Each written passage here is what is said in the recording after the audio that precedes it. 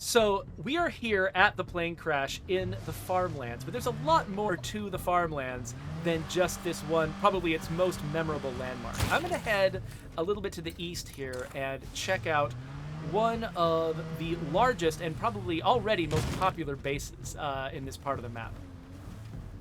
And that is the Farmland compound. Now, for me, in the original State of Decay, I think the farmland was the farmhouse, which is I think what we called it back then, was probably my favorite base. Mostly just because it was so centrally located. It was really easy to reach all of these areas on the map.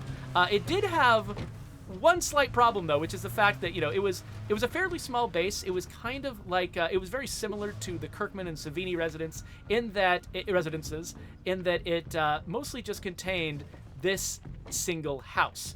But the farmland compound, and we're going to get into a lot more detail about the strategy of these bases and how they fit together when we do a later stream with Joe and Lucy and Brant. But I just wanted to highlight the fact that people at this base have gotten tired of being right next to a barn that was always infested with zombies, and so they've taken over the barn.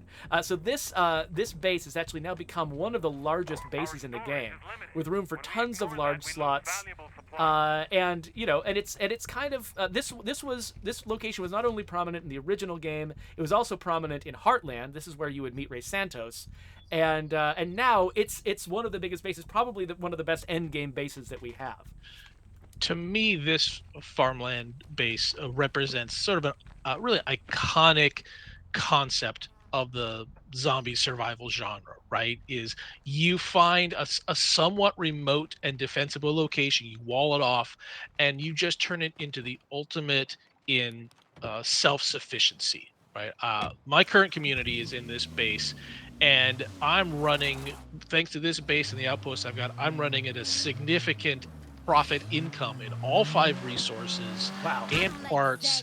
Like I feel like I could literally live in that base forever, thanks to the space it offers and the ease of access it has in all directions.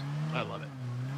So this base is not the only large base that we've ever had in the Farmlands. I'm actually going to head vaguely in the direction of the other one, the base from State of Decay Heartland. We're not going to go inside because we do want to avoid issuing too many extravagant spoilers about the story of this world. But this does give me a chance to kind of explore the landscape of the Farmlands. The Farmlands have always been sort of the flattest, most open area, some of the places with the biggest skies and the biggest sense of a huge open world.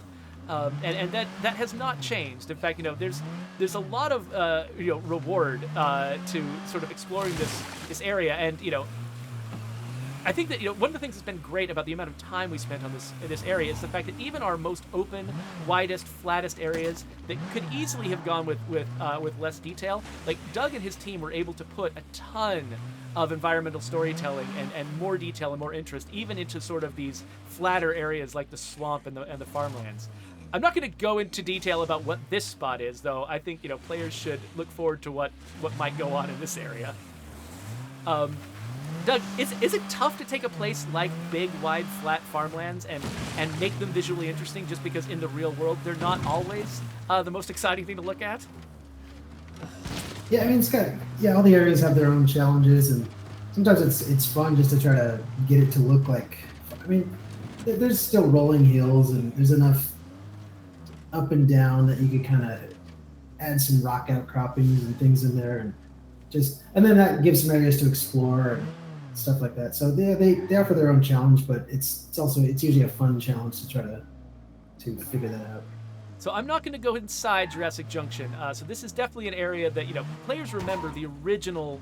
The base they used to have in State of Decay Heartland was right here. It is not a base in Trumbull when you play the Trumbull Valley core map for reasons that you can discover on your own. But that was the spot right there where that pterodactyl used to be, and Brant would always shoot the pterodactyl down right here and then take it all the way back to the trailer park where it lives now. So you can take that journey again and sort of see how far that is on your own time. But for right, it's always tough to go back to someplace that you lived before. See how people have changed it. Yeah, totally. So for now, though, I think we're gonna head down to Marshall.